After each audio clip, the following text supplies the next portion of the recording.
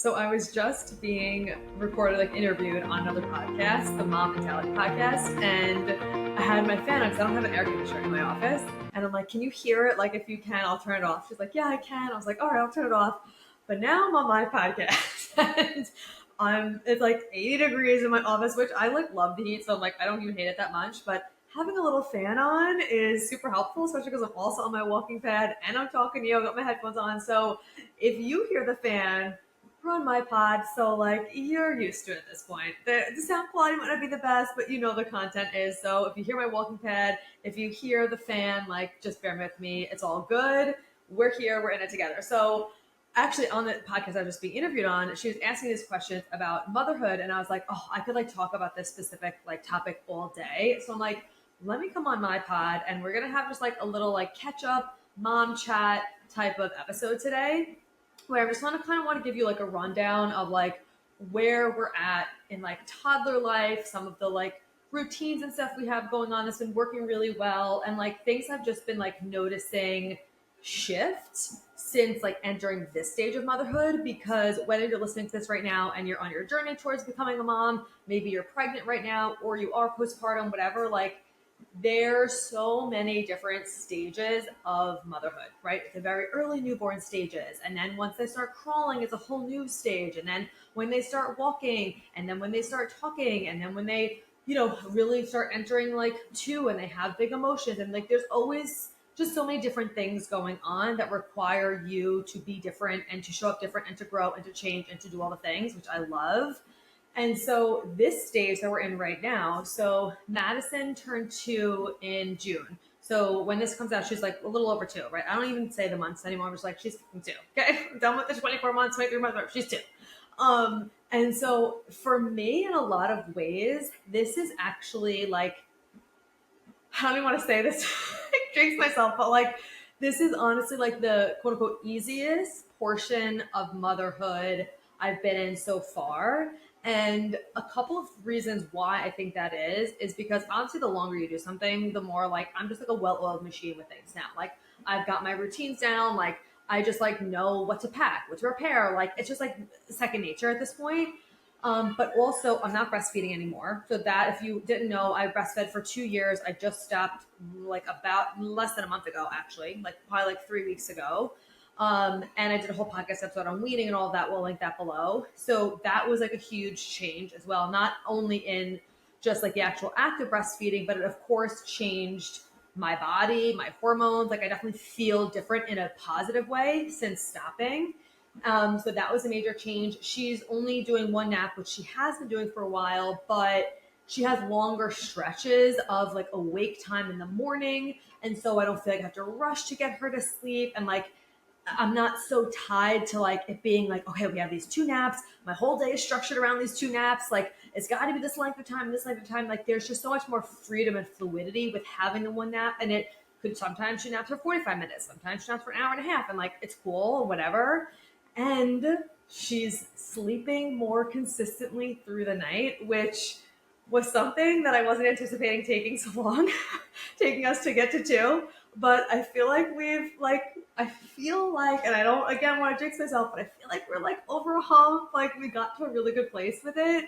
And damn, does that change everything. And I realized that, and the way this came about was she was napping over 2 hours, 2.5 hours, sometimes 3 hours in the middle of the day for her 1 nap, which was amazing. We're wow, there's so much time during this nap time. The amount of stuff a mom could do in 3 hours is literally endless. So, but then she climbed out of her crib one night. And so I was oh shit. So we had to completely just put the mattress on the floor because it was already in the lowest setting, because obviously can't have her climbing out of her crib. And then that wasn't working because when I was transferring her to put her in the crib, she would wake up because it was so low. I would have to flop her in. And then it was just a disaster with her naps. She wasn't napping because I couldn't transfer. She wasn't getting a deep enough sleep. And it made me realize though, that because when she was napping, it was way shortened periods, because I would just she would just nap on me. I couldn't sit there with her 3 hours anymore, But I started noticing that she was sleeping better at night. And I'm oh shit, maybe I have to not let her nap so long during the day. And so that experience of the like mattress on the floor and her transferring it, shortening her naps and me being like, fuck, what am I doing? Like now she's not napping. It made me realize that, oh, she actually was getting too much sleep during the day, and that's why she was up so much at night. And I didn't put the two together because like you hear like, oh, when they're down to one nap, like it should be like 2 to 3 hours. I'm like, okay, cool. Like that's like what she was doing, but she didn't need that much. And that's why she was up so much at night. And that's what made me realize it. So now we got her the floor bed. What is the brand? Let me look it up for you so I could tell you. Oh God, because I can't remember the name of it off the top of my head, but I love it. And so it's just like her usual crib mattress. We kept the same crib mattress. It's on the floor because the crib that we have for her does turn into a toddler bed.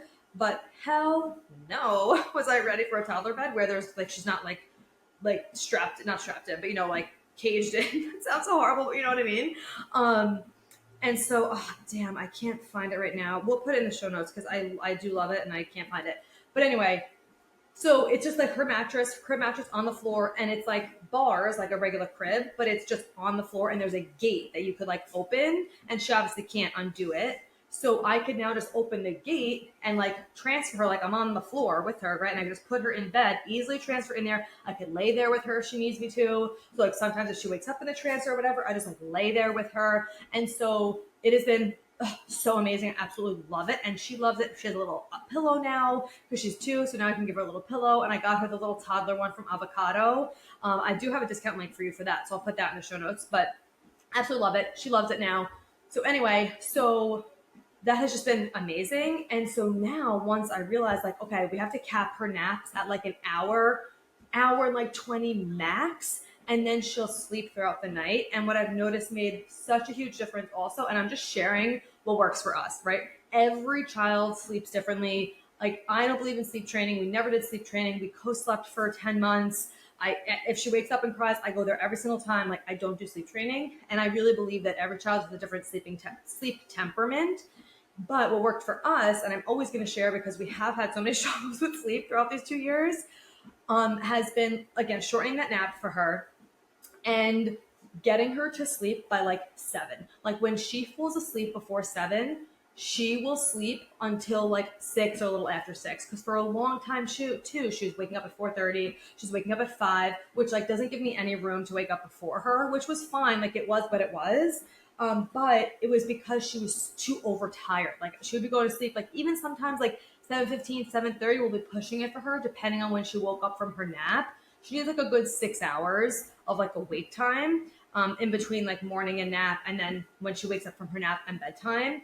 So that like window of like really realizing like, okay, we got to catch her like a little before 7, where she's like falling asleep before 7, by 7. And then she sleeps like, I mean, there are, of course, times where she's woken up. Like, it's never like, oh, she never wakes up anymore. Like, there have been times. Usually it's because of something. Like, it's not just, like, consistent all the time anymore. And so, anyway, that has been life-changing. So, if you're in a weird sleep thing, maybe shake up napping or going to sleep a little earlier, because once, like, she gets overtired, it'll take her forever to fall asleep. She will wake up more in the middle of the night. She wakes up earlier. Like, some kids are maybe the opposite, but that's just how she is. So we found a really good rhythm with that has been so amazing for me. And I love it so much. So those major changes of like her sleeping better, being in a good rhythm with that, not breastfeeding anymore, I feel like this has allowed me to now have more mental space for like me and like my old identities that I like lost when becoming a mom. Because one of the questions I just asked on the podcast was like, what was something that was really challenging for you, that was like surprising for you when you became a mom? And what came to mind, because like I don't prep for interviews, I just like answer whatever they ask me. So I didn't like, it just was like what comes to me. So what really is like the truth of this is I didn't realize how long it would take me to not like find my identity, but like be able to come back to myself And you don't fully ever, because you're literally just different. There's no preparing for motherhood. Like there's no amount of books you could read. There's no amount of anything you can do to prepare for becoming a mom. Your whole life changes in an instant in the best way. And you do lose yourself, like my experience anyway, you do lose yourself in motherhood, but I don't say that in a negative way. I actually think that's so beautiful. And I'm so glad that I did lose myself in motherhood, because I just fully immersed myself in it and was just like, she's the world. She's the number one. Like, this is what, like, I'm so grateful to have this time with her. And she's never going to be this little ever again. And I'm never going to be her whole world for much longer. You know what I mean? And so I was always in the mindset of like, I'll come back. I will come back to myself, and I know that I will. But heading into motherhood, I thought that would happen way sooner, right? I was like, like, oh, we'll go on trips without her, and I'll do this and this. And then like when I became a mom, that just like wasn't the case. And I didn't realize really until very recently, like really when I stopped breastfeeding, that shifted a lot for me. And I'm sure that's hormonally as well. Like definitely a shift in your brain too once you do stop. Of like, you're not keeping this human alive with your body anymore. So I think that that also plays a part into my brain actually feeling like now I have a bit more space to integrate different parts of my former self into my current life as a mom. And if you're not a mom yet, you might not understand exactly what I mean when I say that. I'm sure like you could pick it up, but if you are a mom already, you'll completely understand what I'm saying. So like even just little things of like, I feel more like totally more okay, like even leaving her to go out to dinner with friends, or like I want to go to a concert and like I'm okay leaving her with, obviously with like our family or whatever. Like I'm not just leaving her with a stranger. Obviously I don't need to say that, but you know what I mean?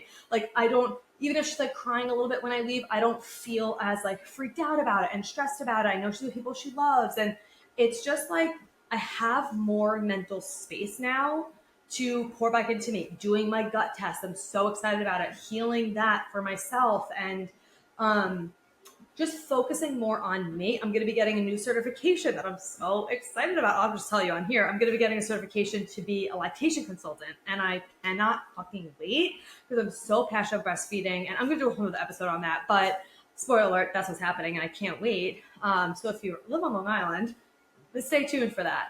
But anyway, like I just feel like I have more mental space and clarity for all of that now to like kind of bring old parts of me back alive, which is exciting, right? And again, I did not expect it to take as long as it did.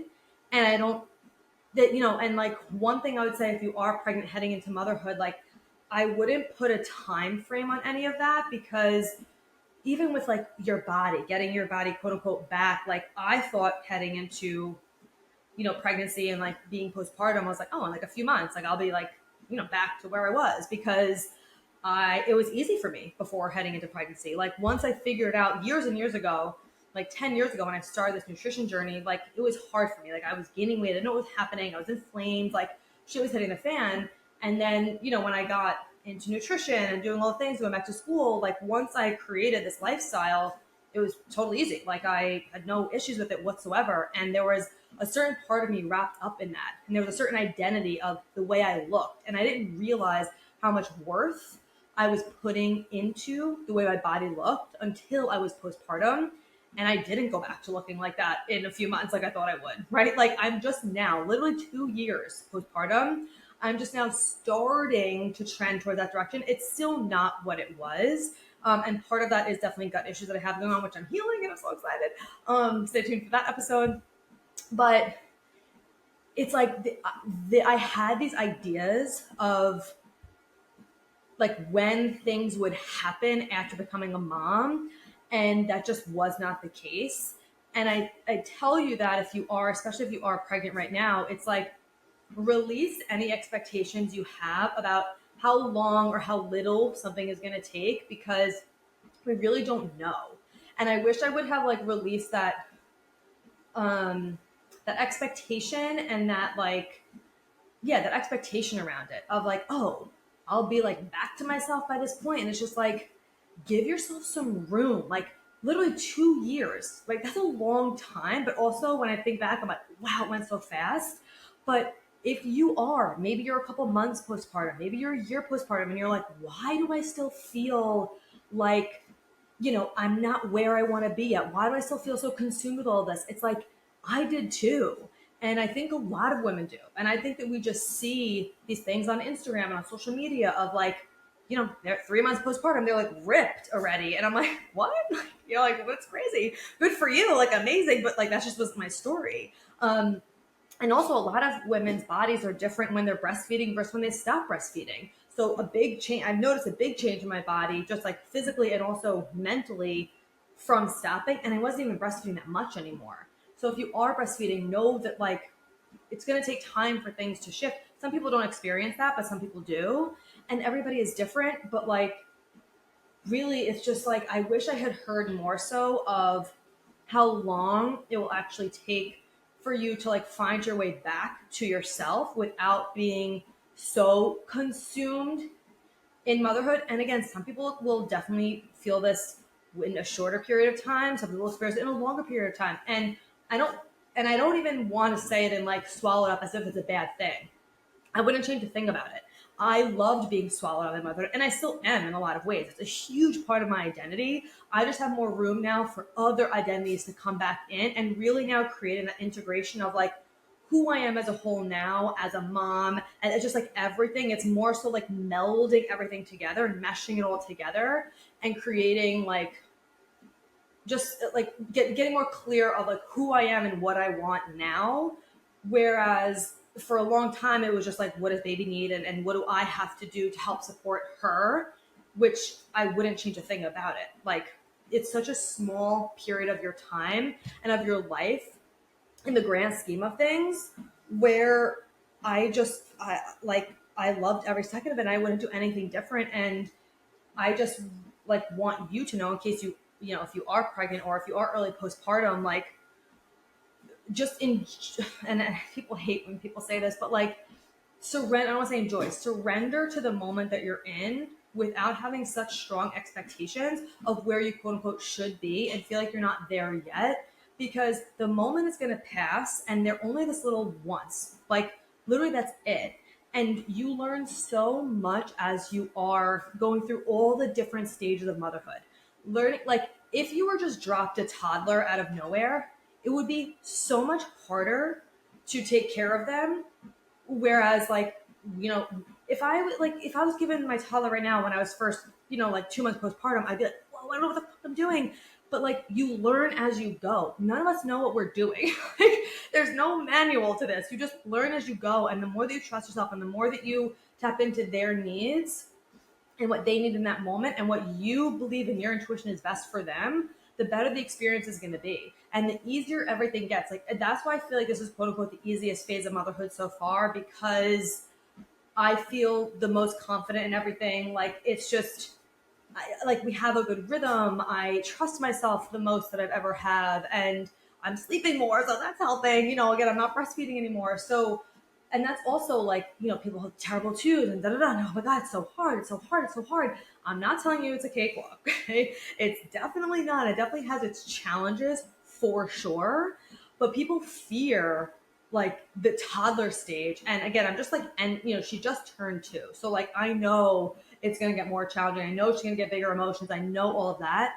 But I also think it is easier in certain ways too, right? There's different challenges. It's more challenging in the fact that she does have big emotions and I do have to regulate myself through it and I do have to regulate her through it. And that is more challenging for sure. She has more opinions about certain things. She doesn't just do whatever you want her to do, like, which I don't want her to. And in those moments when it's really hard, I'm like, I'm so glad she is so persistent. I'm so glad she is so resilient. I'm so glad she knows exactly what she wants and she's not going to stop until she gets it, because those are amazing qualities for when she's older. And it's hard to deal with right now, but I'm so glad that's like built in her and that's who she is. And I just have to learn how to support her through that and navigate myself through it. But it's like such a cool experience to be able to do that. And what a freaking honor that I'm the one that gets to do that with her. So I just also want to be like the voice of, don't be scared of the toddler stage. And like not wanting to grow up, because I feel that too. Like when she was an infant, I'm like, oh my God, like, and I miss her that size too. She was so little, but it gets so fun. She could talk and we're having full conversations and just like, it's so much fun. And I absolutely love this age. I've loved every single age. I really do.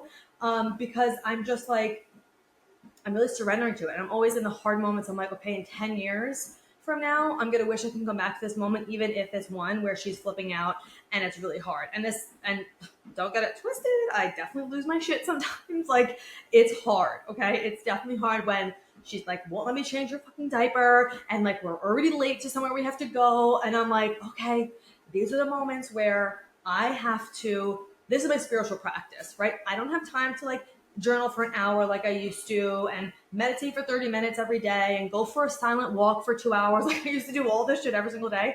Like that just does not exist anymore. My spiritual practice is, yes, of course, I'm still like going for walks and I'm meditating when I can, but it's shorter periods of time. It's not as rigid, all that stuff. But it's like my spiritual practice now is like, okay, when she's losing her shit, when I'm running late, when she's not listening to me and she just won't put her fucking diaper on, just let me get the diaper on. It's like, okay, what am I going to do? How can I get playful? How can I make this fun for her? What can I say to get her to actually want to do this? How can I just literally sit there? I'll literally just stop and I'll take like, close my eyes and make sure she's like safe, because sometimes she's like throwing her body around. So like, I'll make sure she's like on the floor if she's doing that. I'll take deep breaths and I'll just start like rubbing her leg and she'll just start coming down. Or I'll grab a book and I'll start reading it to her. And it's like, sometimes certain things work, sometimes they don't. You just have to try and figure it out. But it's like, that's my spiritual practice now. That's the times that I'm like, whoa, I'm putting this shit into practice, which is another reason why I am so huge on you creating this lifestyle before you actually get pregnant, not only to boost your fertility to actually get pregnant, but to be able to support yourself once you have the baby.